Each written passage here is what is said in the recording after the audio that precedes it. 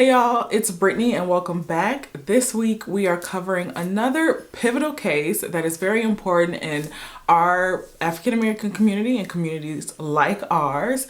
But this is the case of Julius Jones. If you have not heard of this case, where have you been? If you are really into true crime and following those stories of the underprivileged, the minority communities, then you should know about this case. But if not, I am here to educate you. So if you want to hear a case and chat about the death penalty and the wrongfully accused and what evidence really means and the interpretations that can be taken from it, stay tuned.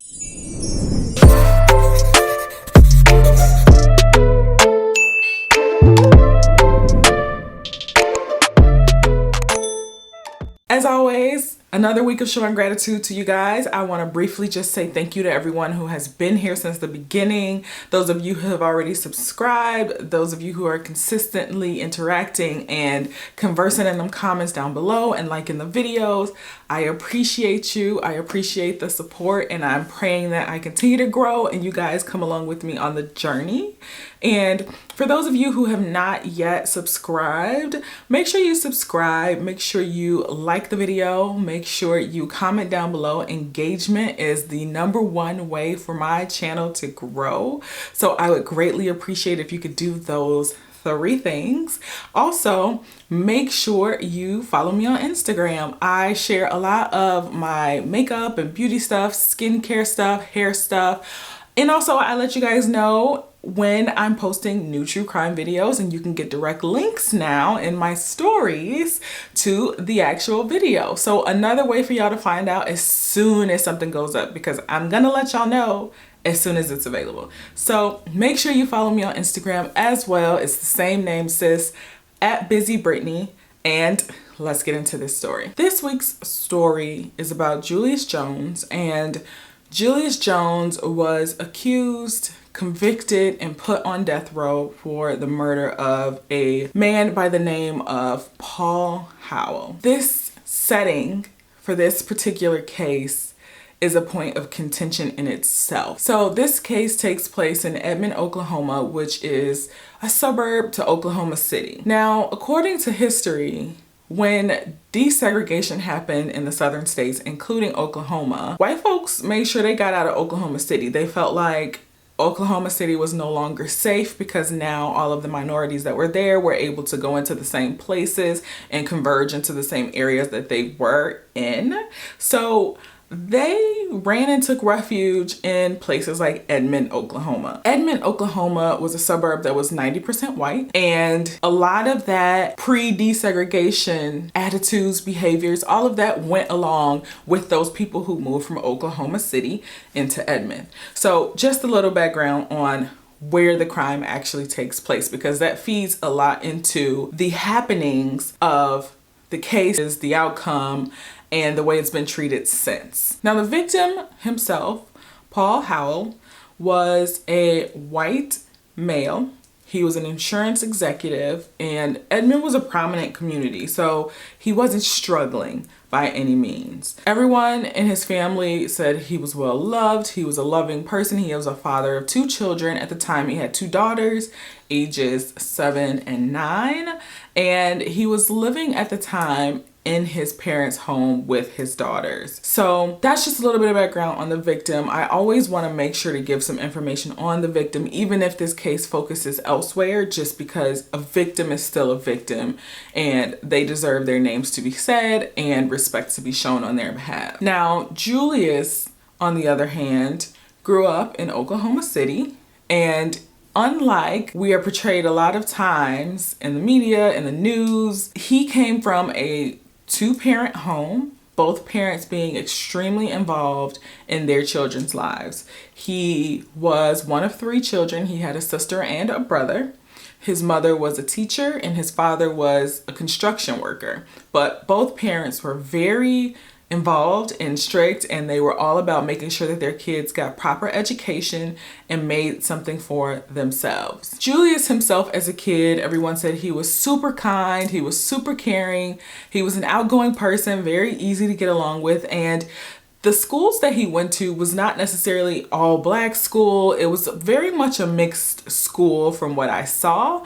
And he got along with all types of people. It wasn't that he just ran with one crowd or another. He really got along with all types of people. He was also a star athlete and he played basketball throughout high school as well. But he himself was very close to his family and he was very focused on his education. In fact, he and actually his best friend were the only two African American males in his entire high school class to graduate within the top 10% of their class.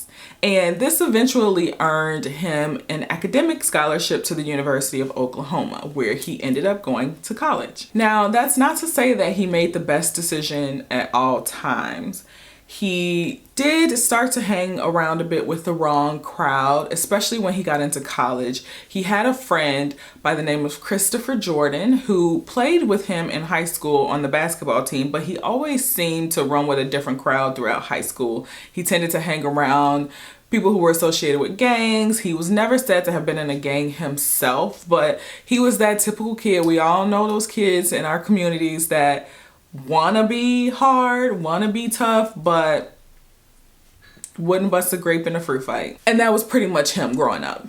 When they got into college, he started to get into more criminal type activity. In all honesty, so did Julius, but it was more of wanting nice things, shoplifting to get those nice things, or shoplifting to have things to sell for money to get those nice things. So it was much more petty theft and things like that. And this is not minimizing his crime in any way, because crime is crime and he shouldn't have been stealing. He shouldn't have been doing any of that, selling stolen goods, none of that. But it was much more of what you would consider petty crimes. And there was also him trying to get a fake ID while he was in college, which I know probably 25 people who not only tried to get them, but had them while we were in college. And it was just a thing. You were in college, you wanted to do adult things, but you weren't technically old enough to do those adult things, although you were living alone. People had them. So now that we've talked about a bit of background on both the victim and the convicted murderer of this particular case, I wanted to hop right into the crime and the events that followed afterwards. And I really want y'all to pay attention, stick with me, grab your glass of wine, because this one, you need a glass of wine for this. So let's hop into the details of this particular case and why so many people have been voicing their support behind this particular case. On July 28th of 1999, Julius himself said that he was at home with his family. He was waiting for a friend of his who turned out to be Chris Jordan. He was waiting for a friend of his to come pick him up from his parents' house. According to Julius, his parents, both parents were home. His sister and his brother were all at home with him as well. He was at home, they had played Monopoly, he had ate a big plate of spaghetti, and this was probably around 9:30 that he remembered that his brother and his mom were leaving to take his brother to work. And his brother also remembered that his younger brother was at home when him and his mom left. His brother started work at 10 o'clock, so they left around 9:30 so that he would get there on time. At this very same time at 9:30, in Edmond, Oklahoma, Paul Howell and his two daughters and his sister Megan, they had just come from school supply shopping. They were getting ready for the new school year that was coming up. And after getting school supplies for his two daughters, they stopped and got ice cream on the way home. And then they headed back home to Paul's parents' house. When they got to Paul's parents' house, Megan recalls an African-American man approached the truck. He had a gold Suburban. So he approached the truck with a gun out and shot Paul. Immediately after this happened, the girls and Megan immediately ran away from the truck. The assailant got into the truck and drove away. Megan recalls that the person that she saw had a black stocking cap over his face, and he had a bandana over his face, a red bandana over his face as well. And she remembered that there was at least about an inch of hair, at the very least, hanging out of the stocking cap. And this is a very important point that comes into play in a big way. Now, just this crime in itself taking place where it took place in Edmond was a big deal. This is where you had a prominent white man who's prominent in his community. He's active, he's a deacon, he's an executive in the community as well. You have this white male killed by a black male, a young black male. So as I've already said, this is the refuge for the people who wanted to get away from a mixing pot of culture when desegregation took place in Oklahoma City. So when it came to solving the case, that whole community wanted swift justice, swift. And there was a lot of pressure put on police, obviously, to solve this case quickly because they wanted to go back to feeling like they had a safe refuge and there was nothing to worry about if they locked up this person who did this one crime that shouldn't have been in their neighborhood very quickly. So right after the crime takes place, the police start the search for Paul's stolen Suburban. Now, 2 days later, on July 30th, police actually locate Paul Howell's truck, and it's parked outside of a grocery store on the south side of Oklahoma City. Now, this is a black community, and we're looking for a black suspect. So they think they're really onto something. Now, police had a list of informants in this area that they felt that they could talk to because this was a stolen vehicle. They knew some people who ran chop shops, some people who moved stolen vehicles that they had on the informer roster. So they hit a couple of those people up. So the first person that they talked to was Kermit Lottie, who actually ran a chop shop close by to where that grocery store was. Now, when police talked to Kermit, he says, oh yeah, Liddell, who they called Day Day, Liddell King, had come by and tried to sell him that truck. But when Day Day tried to sell Kermit the truck, these names, y'all, just stay with me. Kermit said, no, I'm good.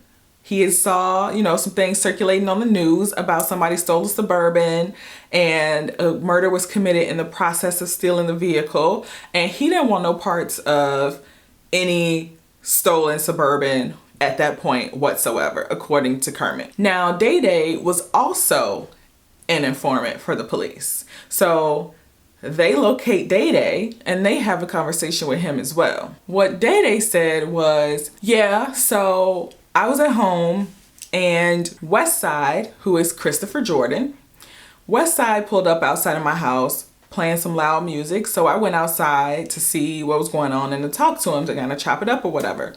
So when he goes outside to talk to Westside, as they're talking, according to Day Day, Julius pulls up in the stolen Suburban. And when Julius pulls up in the Suburban, he tells Day Day, hey, I want you to try to sell this car for me.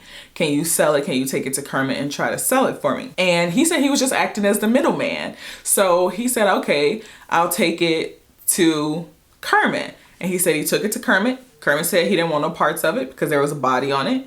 And he was shocked and appalled when he heard that there was a body on the car. And he just left it at the grocery store. And that was it. Now, he also says once he saw the news reports, he felt like what Julius had on when he pulled up asking for him to sell the car, he felt like it matched the description. He felt like Julius matched the description. He said that Julius had a stocking cap on his face. He said that Julius had a bandana on as well.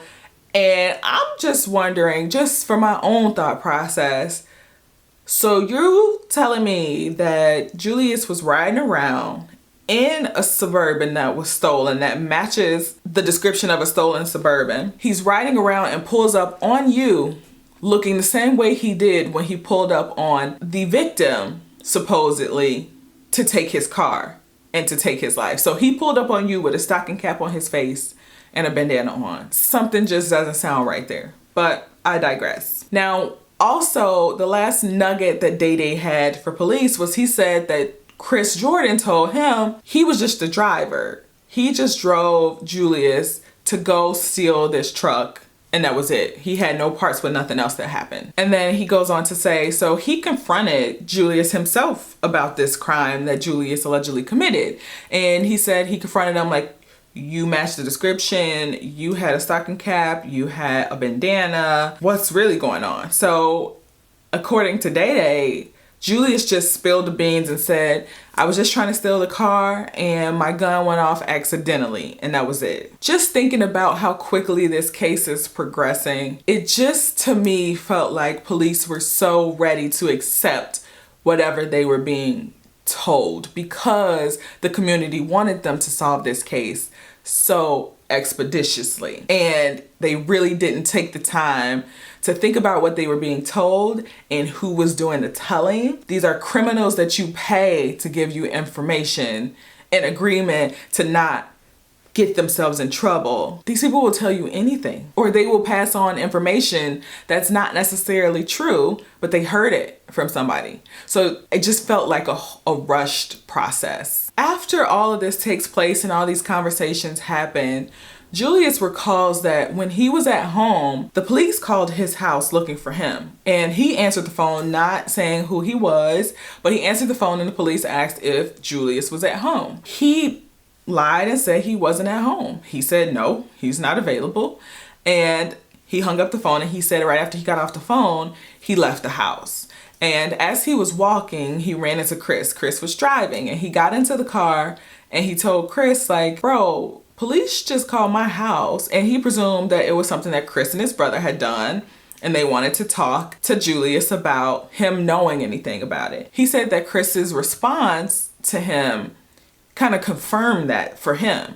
So he said when he said that to Chris, Chris said, don't even worry about it. Just tell my brother that the police is looking for us. That's it. Now, after this call happened and Julius left the house, his parents said they looked out the window and opened the door, and their house was surrounded by police with guns drawn. There was about 11 police officers with guns drawn surrounding the house. This is quick. Now, when they get there, the family had already said Julius was not there, but they didn't care. They forced the family to leave the house, and they had to wait until they got a warrant because they didn't even have a warrant to go into the house as they surrounded this house. But they called in the tactical team to search this house for a 19-year-old. So they called in the tactical team. The tactical team went into their house and searched. They could not find Julius. He was not there. And the police said they did what was called a methodical search throughout the house. Now, if you have seen any of the footage, the photos of the home after it was searched, it was destroyed. The outside of the house, the siding on the outside of the house was destroyed. The windows were burst out of the house, shattered glass for the windows in the house. They said that they ripped out all of the family's clothes from their closets and put them all over the floor. They spread mustard ketchup food all over these people's floors, like just unnecessary. There was no reason there needed to be mustard and ketchup on these people's floors in the kitchen. He wasn't hiding in the refrigerator. He wasn't. It's just a product of the environment. This is the treatment that you get when you are these people and this happens. And while the police could not yet locate Julius, they were able to track down Chris Jordan. So they arrested Chris and they sit down to talk to him. And what Chris said was he and Julius had a plan to go steal a car, and they had been following this car, and they planned to steal a car in the Edmond area. He said that he was the driver and he saw the car slow down at the house, and he parked quite a bit away, about 300 feet away or so, to where they were out of view of the Howell family. He let Julius out. That was it. He didn't see what happened. He said he heard a gunshot, but he didn't see anything happen. This is what he initially told the police. Now, the one thing that police do find as they're searching the Joneses' house is in Julius's bedroom, there's a crawl space above his bedroom on the second floor, and they find a gun wrapped in a red bandana hidden in the crawl space in his bedroom.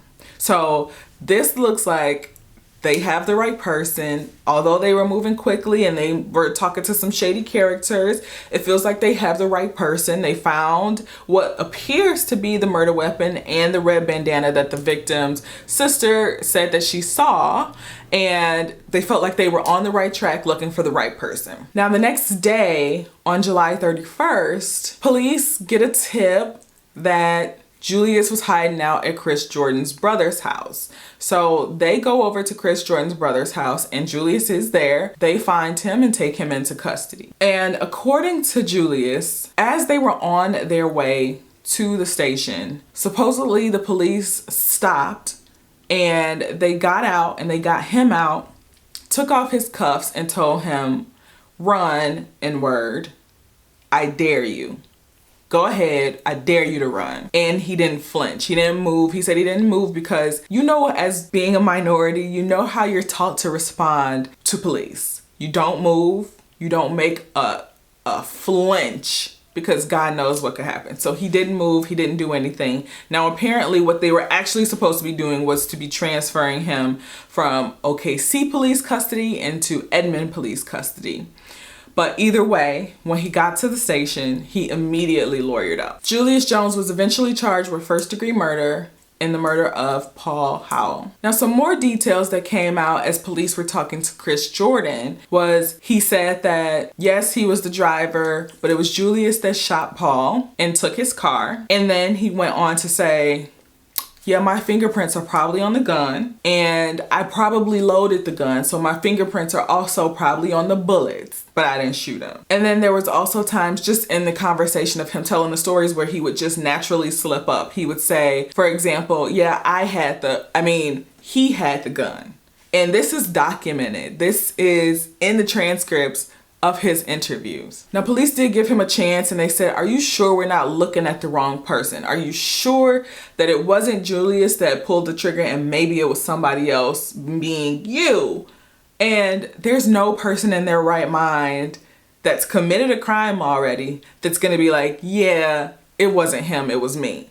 So of course he said no. But then they flat out told Chris that, oh, you don't even meet the description of the assailant that the sister gave. You don't even meet the description. If anything, you'd be a witness. You're not a prime suspect. When in fact, he did meet the description. He met the description more than Julius did. And we'll get into why in just a second. But basically they felt like they had an open and shut case already with Julius, so they didn't want to look anywhere else, and they felt like, ooh, he can be a star witness, and that's the road that they took. Thinking a little bit about the district attorney at the time, it was Bob Macy, and Bob Macy was known as one of the deadliest prosecutors in the entire United States. He had sent, at the time, over 54 people to death row, and he didn't do it on the up and up by any means. It was well documented that he used alternative methods to get these people onto death row, whether it be confessions, whatever it was. And over half of his death row convictions were overturned. But on August 2nd of 1999, Bob Macy announced that his office was going to be pursuing the death penalty in this case. And Julius, on the other hand, had public defenders as his attorneys. He had a man who had never worked on a death penalty case, and the co-counsel was a lawyer that was still in law school. And they had very heavy workloads, as public defenders typically do. He just had a subpar defense team, to say the least. Now let's get into what actually took place at trial. And just a heads up, I'm going to talk about the defense and what took place at trial first, and then we'll get into Julius's side of the story afterwards, and unfortunately you'll understand why soon. In terms of physical evidence, the only physical evidence that the prosecutor had for the case was the gun and the bandana that was found in the home of Julius Jones. They never tested the bandana for DNA at that time, so there was no DNA evidence to put forth at the trial. They also had the testimony of Paul Howell's sister, Megan Toby, who again said that it was a black male, young male, and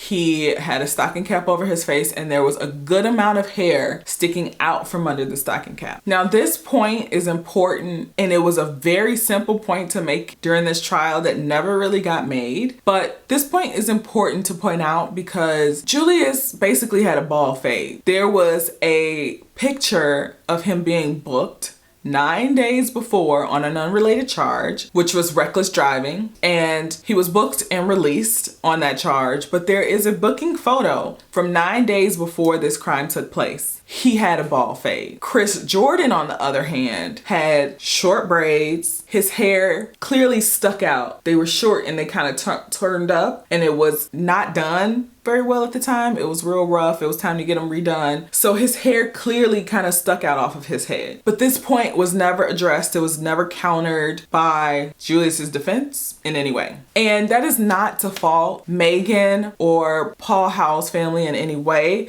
because they are the victims. She, I am sure, has been traumatized by what happened. She told her truth. I really can't say anything about it because her truth basically says that Julius was not the person that did it. But on the other side, you have a family who wants justice. And if the police and the attorneys are telling them this is the person that did it, this is who killed your brother, it wasn't Chris, it was him. That is what those people are holding on. That is all they have to hold on to. Their loved one is gone. That is all that they have to hold on to. I do always question using your own common sense and using your own mind and brain and intelligence and thinking through things for yourself. Because as a person myself, if I know I saw somebody that had hair and you're telling me the person that did it has no hair, that's not the person that did it. If I am 100% sure that that person had hair, show me somebody who had hair. But again, trauma is a different animal. The need for closure and healing and justice for your loved one is a whole different animal. And I do not for 1 minute fault the family for saying, hey, this is who y'all told us did it. We want him in jail. That's it. That's all. We want him to pay for what he did. If he's the one who did it, we want him to pay for what he did. Now, Chris testified during the trial as well. And this time, he tells a bit of a different story. He says kind of the same thing leading up to him and Julius were on a hunt for a truck to steal. Suburbans were in hot demand back then. And he said that he parked about 300 or so feet away, pretty far away from the actual truck where it stopped so that they wouldn't be seen. And he said he let Julius out of the car. Julius approached the guy and shot him, and he saw Paul Howell hit the ground. Now, when you look at a map of where this took place and how it's laid out and where he said he parked versus where he actually was killed, the line of sight is blocked. He would not have been able to see Paul Howell hit the ground. There's trees in the way that it's lined up. It was blocked. He couldn't see it. After all of this happened, he spent the night over at Julius's house that next day. And that was kind of it. Now, the defense failed to properly cross-examine Chris Jordan. There were a lot of points that the defense could have really hit hard with Chris because it was inconsistent testimony based on what he was saying now versus what he originally told the police, and they just didn't do it. And in fact, when it came to the defense's turn to state their case, they got up and said the defense rest. They didn't call not one witness. They didn't have Julius testify. He had no defense. And according to his then defense attorney, he said that, oh, well, I heard that Julius had wrote a letter to one of his girlfriends at the time saying, well, I actually wasn't at home when this crime happened. I was actually somewhere else near Southside. But he never ever confirmed that he had actually written the letter. He had never seen the letter.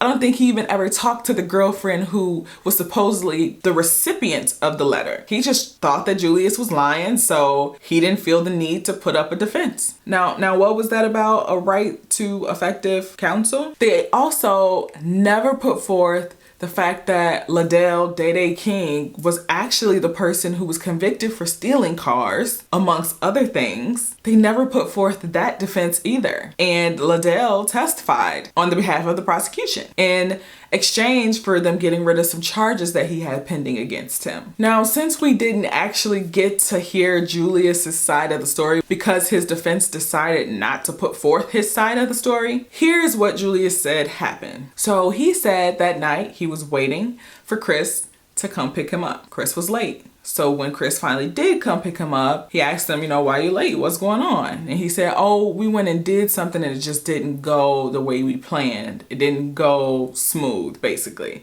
And kind of that was the end of the conversation. He kind of left it at that.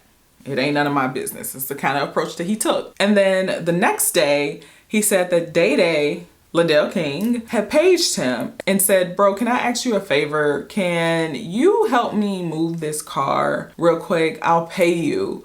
I just need somebody to help me move this truck. So he said that he drove Liddell's car and Liddell drove the truck, being Paul Howell's truck, which he didn't know at the time, according to Julius. So he never touched this truck, and they went to Kermit's Chop Shop. He said he never got out of the car at Kermit's Chop Shop, which probably explains why Kermit never mentioned that he saw Julius that night. But he said eventually Day came back out of the chop shop and told him that Kermit said he don't want the truck, he don't want no parts of it because there's a body on it. He then said they drove the truck and left it at the grocery store on the south side of OKC, which there is documented evidence of a camera within the grocery store showing both Liddell and Julius on camera in the store. The day after all of this happened, the crime took place, Chris, who had never ever spent the night at Julius's house before, had never asked to spend the night, he showed up at Julius' house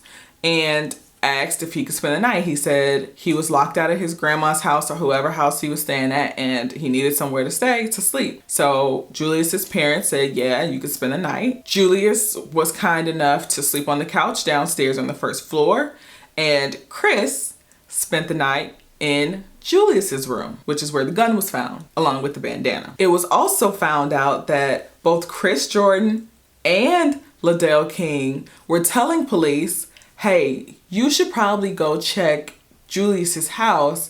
I'm sure there's probably some evidence in there. I'm sure there's evidence in there. This is even before they were sure that it was Julius that did it. It was also said that Chris was telling them where they should look. So not that they should just go to the house of Julius Jones and look for some evidence, but bro, you should check his bedroom. Maybe it's in there. You should check in there. That's what was happening when police were talking to both Chris Jordan and Liddell King. But Liddell King avoided a 20-year mandatory sentence. Chris Jordan pled guilty and got a 30-year sentence that he was supposed to serve a mandatory 30-year sentence for first-degree murder.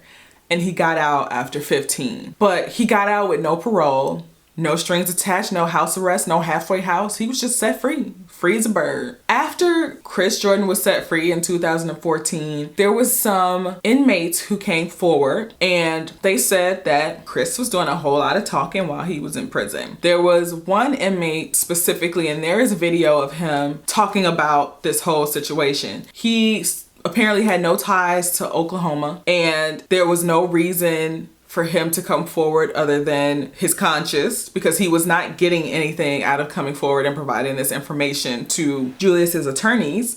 But he came forward. His name was Roderick Wesley, and he said that Chris Jordan had said multiple times that Julius had nothing to do with it. Julius wasn't even there. He would make threats that, when he got angry, he'd do to whoever he was angry with what he did to Paul Howell. And he even said that he felt bad for setting Julius up, but it was either him or Julius, and he wasn't gonna put his neck out there and put himself out there to be the one on death row. So it had to be Julius. So at this point, Julius has a new set of attorneys that are more than competent to work his case. It's a bit difficult because they're working it after he's been convicted, which is always difficult. The appeal process, all of that is extremely difficult to get a new trial, to get a sentence or conviction overturned.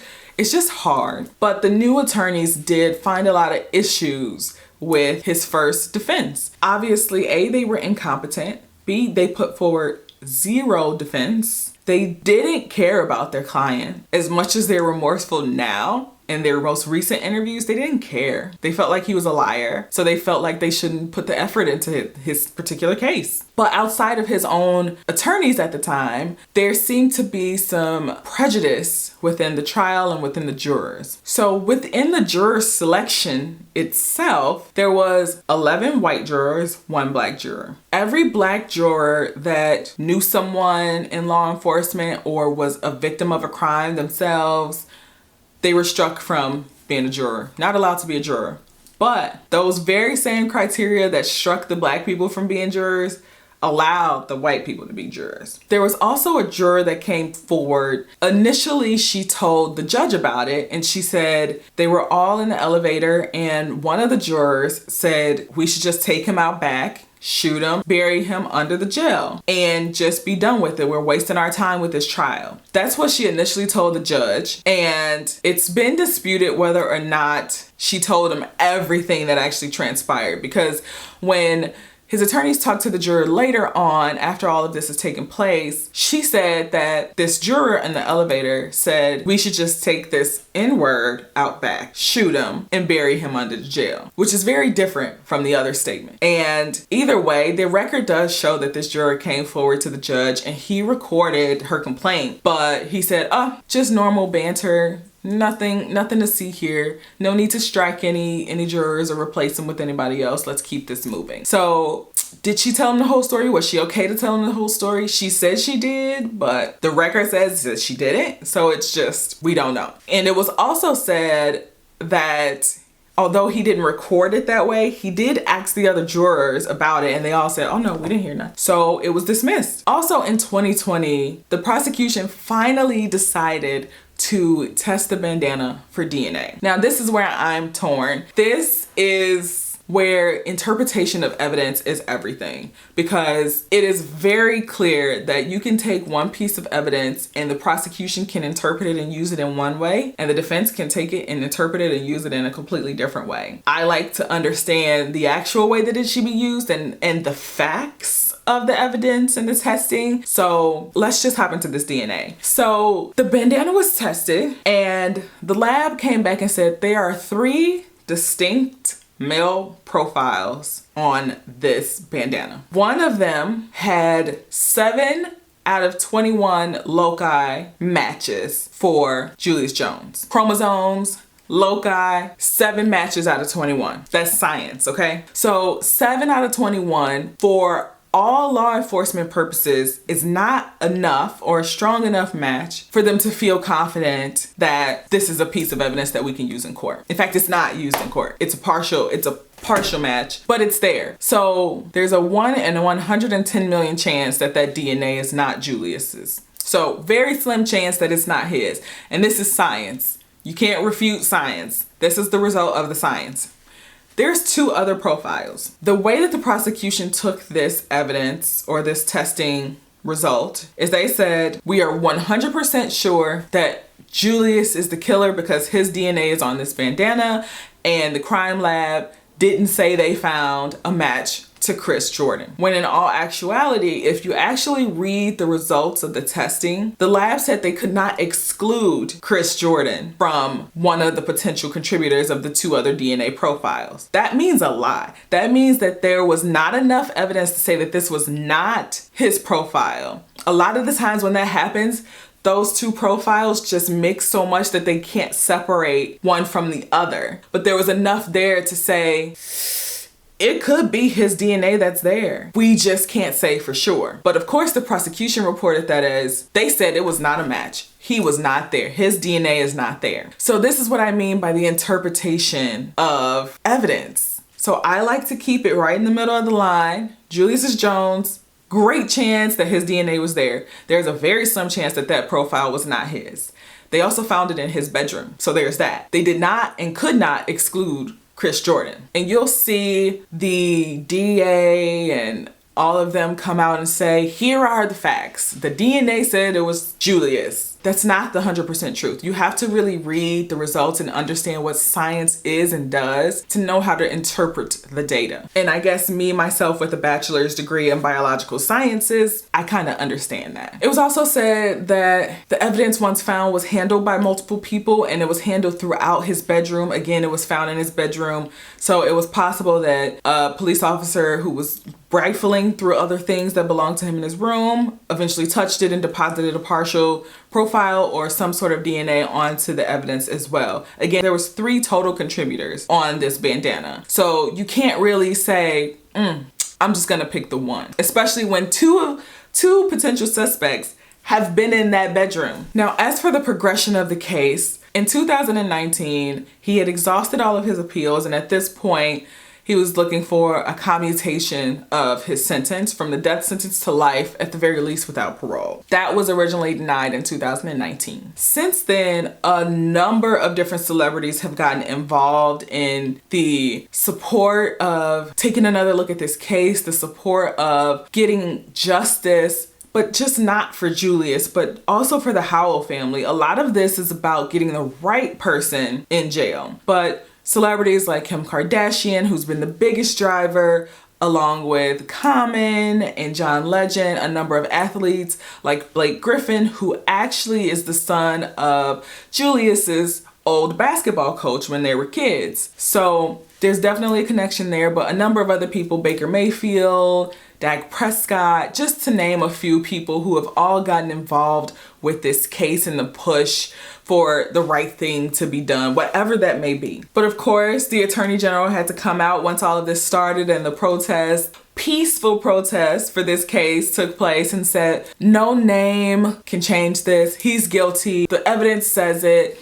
He's guilty, which is what you would expect a prosecutor to do. They will fight tooth and nail not to have a conviction overturned on their account. Earlier this year in September, the Oklahoma Parole and Pardon Board recommended that Julius' sentence be commuted from the death sentence to life with the possibility of parole. Shortly after that, the appellate court set the date for Julius Jones's execution for November 18th, which is a week away from the day that I am recording this exactly. Now, it's up to the governor whether or not to commute a sentence, to grant clemency, to do any of that. And after that September ruling, the Governor Kevin Stitt said that he was not going to make a ruling until he finally had his clemency hearing. That is the very, very last chance that an inmate, a prisoner has that is on death row before their death sentence is carried out. Now, a little bit of background, because y'all know I like to educate y'all on this current Oklahoma Pardon and Parole Board. So it is 4 people on this board. 2 of those people, Adam Luck and Kelly Doyle, who were both appointed by Governor Stitt, they both work for an organization that helps to assist marginalized people of Oklahoma. And that group of marginalized people also includes recently released prisoners. For that very reason, the DA Prater had put in a request to have these 2 people removed from the Oklahoma Pardon and Parole Board. That request was denied by the Supreme Court. A second request for the very same thing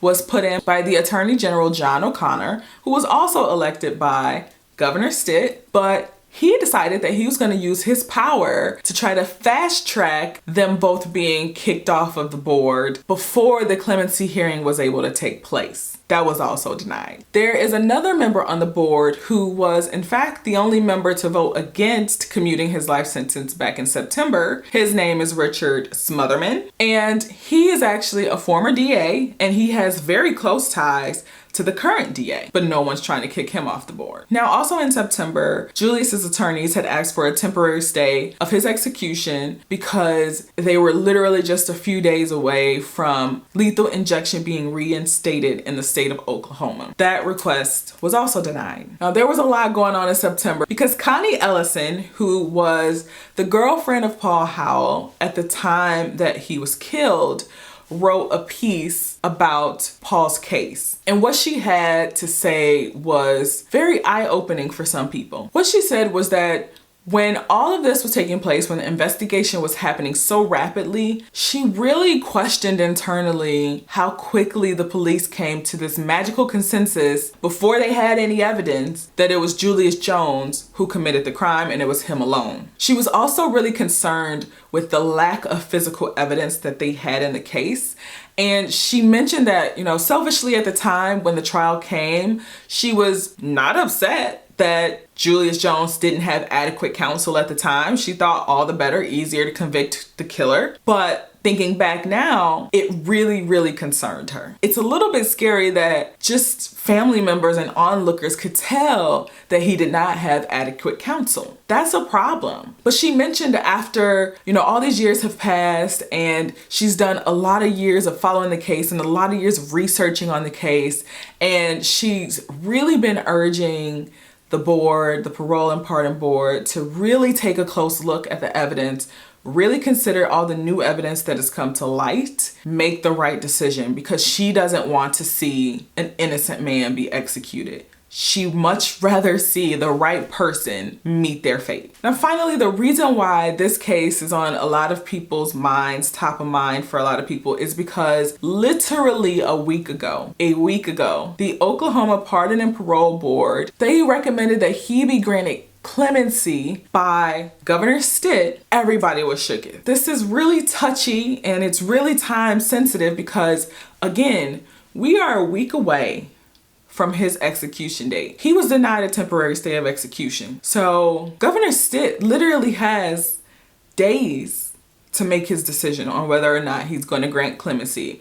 Now, it's been said that Governor Stitt is really big on allowing the Pardon and Parole Board to do their jobs and trusting them to do their jobs accurately. So this outcome and his decision will really tell us if he was really, really meaning what he was saying or if it was just a good talking point for election. Because now twice has this board ruled in favor of Julius Jones based on the new information that's been put forth in front of them. He has the final say in that. The only person that has voted against on both occasions is the former district attorney. So I plan to keep a close eye on the developments of this final week of the case. That's all that's left of this case is a week. And I plan to keep monitoring the case to see what the outcome is of it. And I will probably go live and update you guys on what's happened just to give a quick update. It'll be my first go live.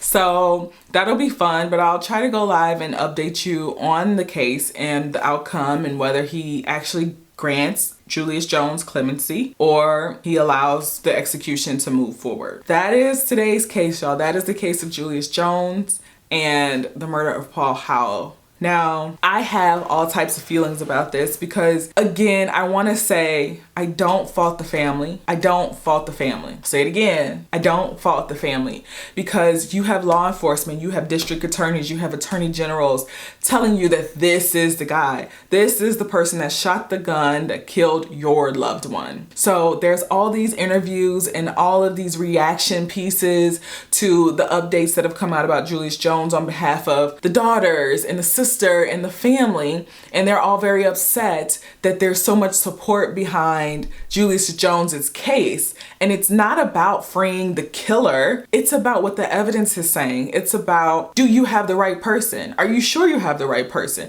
Because to me, it sounds like Chris Westside Jordan and Ladell Day King were the ones who were most likely to have committed this crime. But it's hard. It's hard. You want to see justice for your loved one, and to feel like that's being taken away from you in any way is hard and it's angering. And I get it. But on the other hand, you have the life of this young man who the evidence doesn't necessarily tell me that he did it. It just doesn't. The only evidence that they have is they found the gun and the bandana in the attic, basically. That's all that they have, is they found it in the attic. But we know that both Chris and Julius were in that room between the time that the event happened and the time that the police found the evidence. So how can you say for 100% that Julius was the one that put it up there when he didn't sleep in there that night? Like, these are the questions that I have. These are the things that should have been fleshed out and investigated by the police prior to them jumping to the conclusion that it was just one person and one person alone. And Chris was just the getaway driver that was the star witness and got out in 15 years and now is just living his best life. Like, these are things that should have been looked at, that should have been carefully examined. And that's my problem with this case. And it sounds like as people are coming forward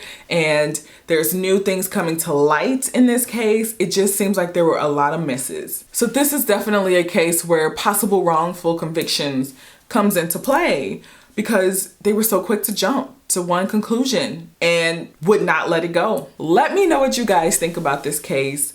Let me know if you guys agree with all the celebrities and the people that are putting all of their support behind Julius Jones. Quite honestly, myself, at the very least, I feel like everything should have been further investigated and he deserves, at the very least, a new trial. Let me know if you agree, if you disagree. I know there are some people who are passionate about it, but I want to have a conversation without the blinders on of, well, this is what the police said, so this is what it is. I want to have a conversation about, but what if they were wrong? What if there is a possibility that what he is saying, being Julius, is true and they're wrong? I want to hear from y'all in these comments. This is a big case that's affecting a lot of people, and there's a lot of eyes on this case because a lot of people, again, feel like that an innocent man is about to be put to death in a week. But I really wanted to be able to lay out all the facts that I could possibly find from beginning to end in this case and let you guys kind of sort through that and figure out how you feel about it and what you think of it. So let me know in those comments down below. Also, if you have not already, make sure you go ahead and subscribe. Also, make sure you hit that like button for this video and make sure, again, you comment down below. This is our community. I want to have healthy conversations. We don't always have to agree on everything, but that's what a healthy conversation is. So hop in those comments. Let me know what you guys think. Otherwise, it's been real with this one, y'all. This one had me all up in my field as I was researching this one. But until next time, love you guys. Bye.